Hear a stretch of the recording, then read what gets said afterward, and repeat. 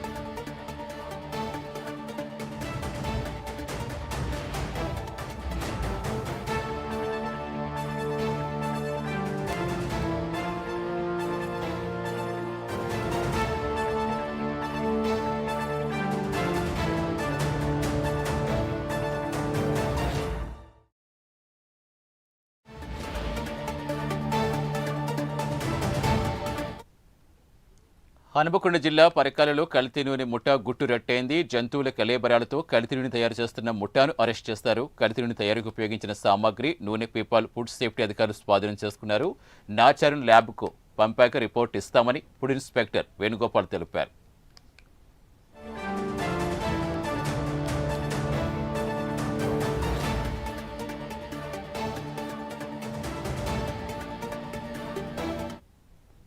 ఈ కల్తీ కేటుగాలకు సంబంధించిన పూర్తి సమాచారం ఇచ్చేందుకు మా కరెస్పాండెంట్ తిరుపతి జాయిన్ అవుతున్నారు. తిరుపతి, అసలు ఏంటి, ఎలా చూడాలి? ఎన్ని తనిఖీలు చేసిన, ఎన్ని శిక్షలు వేసిన ఈ కల్తీ కేటుగాలు మాత్రం ఎక్కడ ఆగట్లేదు. ప్రస్తుతం దొరికిన ఈ కల్తీ నూనెకి సంబంధించి ఎప్పటి నుంచి జరుగుతుంది ఇదంతా? సతీష్, హనుమకొండ జిల్లా పరకాలలోని మాదారం కాలనీలో కల్తీ నూనె కలకలం సృష్టిస్తుంది. ఈ జంతువుల కళేబరాలతో కల్తీ నూనె తయారు చేసినట్టు అధికారులు గుర్తించారు. కల్తీ నూనె తయారుపై అధికారులు పూర్తిగా ఆరా తీసి అసలు ఎప్పటి నుంచి ఈ కల్తీ నూనెను తయారు చేస్తున్నారు, ఎంత మేరకు ఎటువంటి సామాగ్రిని వినియోగిస్తున్నట్టు కూడా పూర్తిగా అధికారులు విచారణ కొనసాగించినటువంటి పరిస్థితి కనబడుతుంది. జంతువుల కళేబరాలతో కల్తీ నూనె తయారు చేసినటువంటి ముగ్గురు ముఠాను పోలీసులు అరెస్ట్ చేసినటువంటి పరిస్థితి కనబడుతుంది. కల్తీ నూనెకు ఉపయోగించినటువంటి సామాగ్రి, నూనె పీపాలను ఫుడ్ సేఫ్టీ అధికారులు స్వాధీనం చేసుకున్నారు. ప్రజెంట్ హైదరాబాద్ నాచారం ల్యాబ్ కు మొత్తం కూడా ఈ శాంపిల్స్ పంపించినట్టుగా ఫుడ్ ఇన్స్పెక్టర్ వేణుగోపాల్ తెలిసినటువంటి పరిస్థితి కనబడుతుంది. గత కొద్ది రోజులు ఉమ్మడి వరంగల్ జిల్లా వ్యాప్తంగా బిర్యానీ సెంటర్లు ఎక్కువగా పుట్టుకొచ్చినటువంటి పరిస్థితి కనబడుతుంది. ఈ నేపథ్యంలో బిర్యానీకి వినియోగించేటువంటి ఆ నూనె ఎక్కడి నుంచి వస్తుంది, ఈ నూనె ఎక్కడి నుంచి వినియోగిస్తున్నట్టు కూడా ఇప్పటికే చాలా మంది భయాందోళన చెందిన పరిస్థితుల్లో తాజాగా హన్మకొండ జిల్లా పరకాల మాదారం కాలనీలకి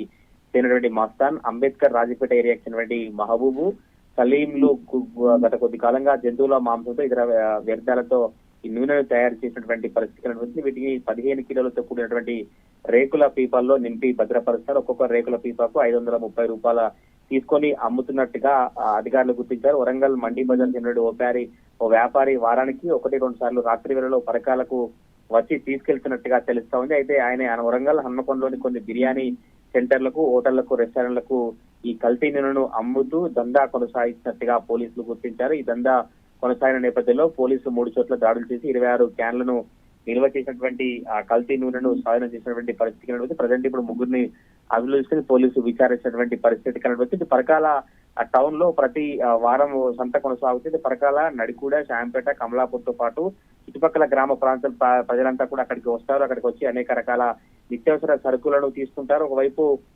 చిట్యాల మండలం రైతులు గేదెలను, దూడలను తీసుకొచ్చి అమ్ముతుంటారు. అయితే కొందరు వాటిని కొనుగోలు చేసి వధిస్తూ ఓవైపు మాంసము, మరోవైపు ఈ కల్తీ నూనెను విక్రయిస్తున్నట్టుగా తెలుస్తా ఉంది. ప్రధాన సుధారిగా వరంగల్ జిల్లాకు సంబంధించినటువంటి వ్యాపారిగా తెలిసింది. ప్రజెంట్ అయితే ఈ రోజు ఫుడ్ సేఫ్టీ సంబంధించినటువంటి అధికారులు ఆ కల్తీ నూనె తయారు చేసినటువంటి ప్రాంతాన్ని పూర్తిగా పరిశీలించి అసలు ఎప్పటి నుంచి దందా కొనసాగిస్తారు, ఇందులో ఎంతమంది ప్రమేయం ఉంది, ఎవరు వెనుక నడిపిస్తున్నారు, ఎవరు ఇందులో ప్రత్యక్షంగా పనిచేస్తున్నట్టు కూడా పూర్తిగా ఫుడ్ సేఫ్టీ అధికారులు వచ్చి పోలీసులు సంయుక్తంగా దాడులు చేసినటువంటి పరిస్థితి కనబడుతుంది. మరి చూడాలి ల్యాబ్ కి శాంపిల్స్ లో ఎటువంటి వాస్తవాలు బయటపడతాయి, ఎప్పటి నుంచి వీరు కల్తీ నూనె తయారు చేస్తారు, ఇంకెంతమంది ఇందులో ముఠా ఉందో. Satish, right, thank you Tirupati.